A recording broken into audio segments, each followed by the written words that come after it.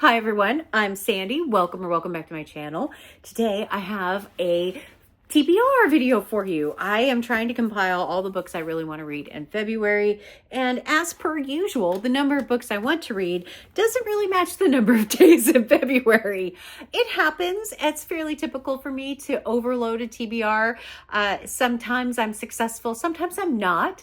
I am trying to give myself a little bit of grace that if there's something else that appeals to me that I want to pick up, that I will just pick that up. So I have been having a great January. I have read far more than I imagined I would in January, though not everything that I read was on my TBR. So, I'm okay with that.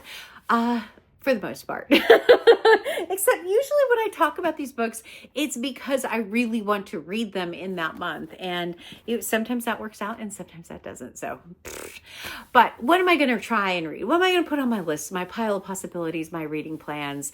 So let's start with the 1001 book countdown. If you're not familiar with the 1001 book countdown, I'm pointing at a book you can't see. I am reading all the books off of the 1001 books you must read before you die list. I have every book that I selected for this year in the description box of this video for you. I have started marking those with green check marks for the ones that I have read and talked about in a video. And I have also listed the ones that are part of a TBR.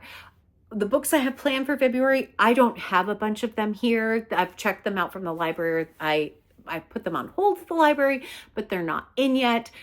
So you can go and check out the description to see what I have planned. I hopefully that helps everyone keep a little bit more in touch with what I'm trying to read and what month I'm trying to read it. Though full disclosure, I could completely abandon it and go with something else. So just know that as well. What do I have planned? I need to finish this one, Reasons to Live by Amy Hempel. This is the 1001 book club pick for the months of January, February.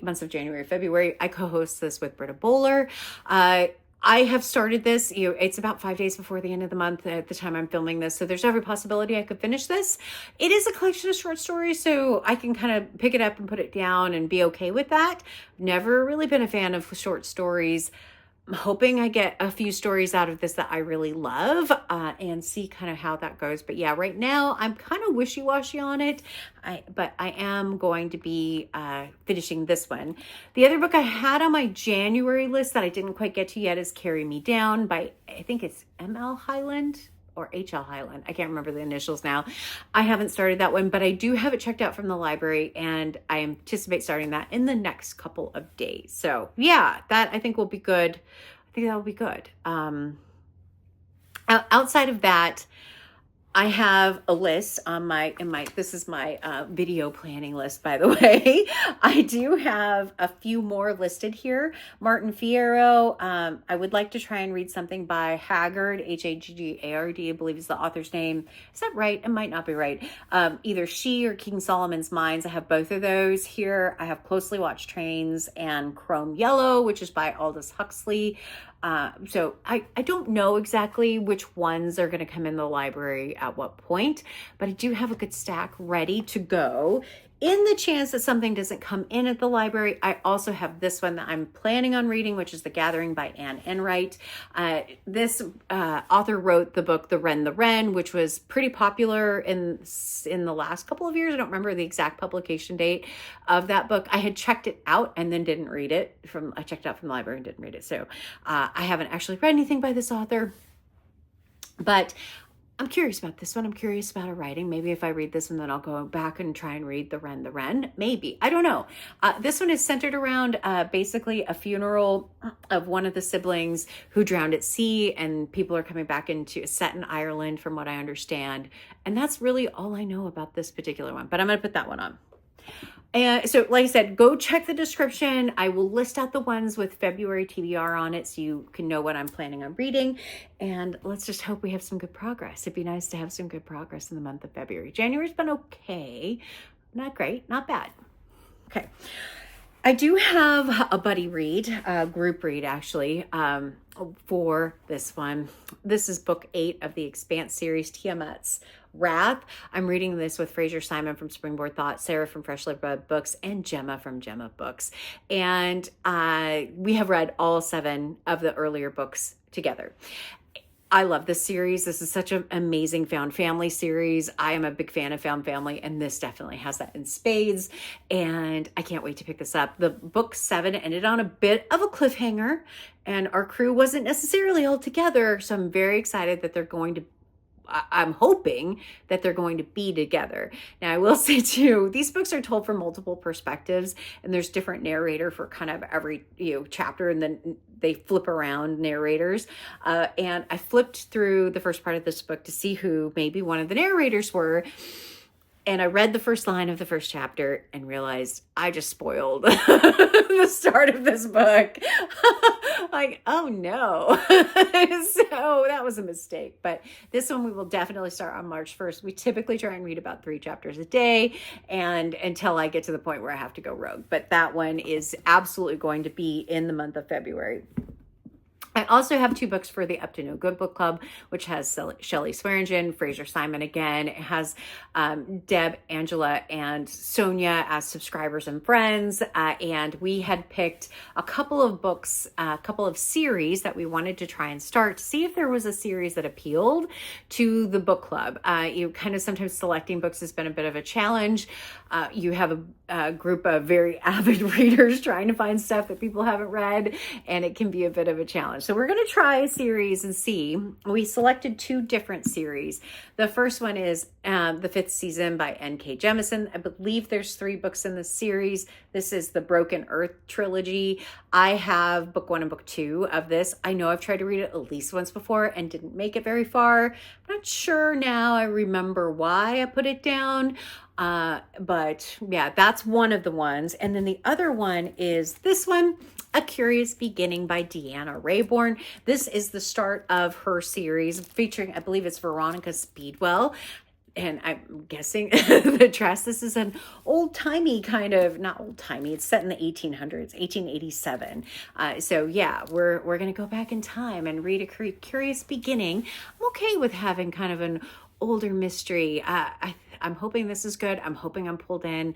I do love the cover of this one. I think this is really cool, but I don't know much about it. But female detective in the 1800s. Maybe that's what this is about. We'll see.